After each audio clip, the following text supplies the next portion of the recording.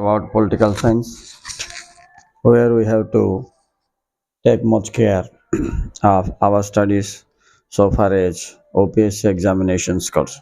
Not only OPSC, but for all the competitive examinations. Today, Indian Constitution is the most important concept. Yeah, am I right? Yes. So, what's important for us here is study of directive principles of state policy, fundamental rights amendment act. These three are very important. Yeah, really. Fundamental duties also. Okay. Well, another thing is that directive principles of state policies are some principles that are handed over to the state to perform for its citizens. And this includes in the part 4 of the Indian Constitution, right? Article 36 to 50 or 51 up to this all deals with the directive principles of state policy. Well, what is the main objective of directive principles of state policy? The main objective of directive principles of state policy is to make India a welfare state, yeah, and also provide social justice to the people. And these directive principles of state policies are divided into three categories. One, the social principles. Two, the Gandhian principles. And three, the liberal principles. Okay. See, social principles are to provide social justice to the people, such as equal pay for equal work for both men and women, and helping to the weaker sections, and providing financial assistance minimum basic needs to the weaker sections of the society. Okay.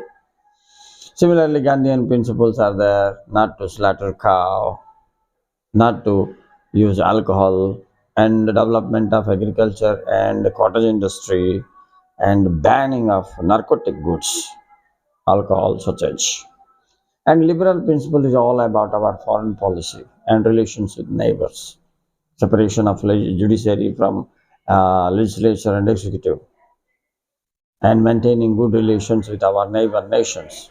Join hands for the progress of the nation, right? So these directive principles uh, are quite different from fundamental rights on various aspects, because this is not justiciable. Not justiciable in the sense that if this is the duty of the state to do, but if the state not does this, we cannot file a case against the state.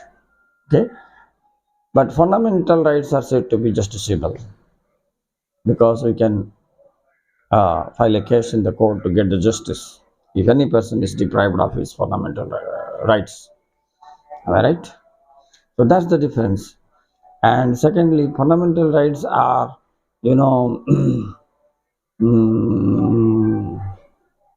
yes, they are more political by nature, but DPSP is both social and